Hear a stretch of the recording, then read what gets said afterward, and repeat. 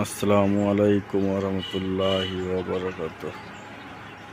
এগুলো হচ্ছে টেকনাফের রোহিঙ্গাদের বাসস্থান। এরা অনেক কষ্ট করে থাকে, এদের জন্য সবাই দোয়া করবেন। আল্লাহ যেন এদেরকেও ভালো রাখে, আমাদেরকেও যেন ভালো রাখে। সবাই এদের জন্য দোয়া করবেন ইনশাআল্লাহ।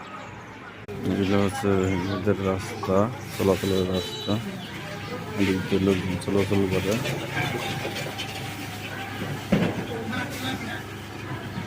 অনেক অস্বাস্থ্যকর পরিবেশ। সবাই তাদের জন্য দোয়া করবেন।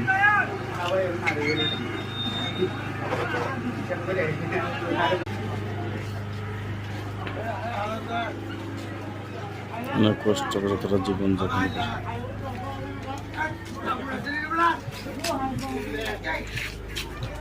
আমি ঘুরে ঘুরে মোটামুটি দেখাম।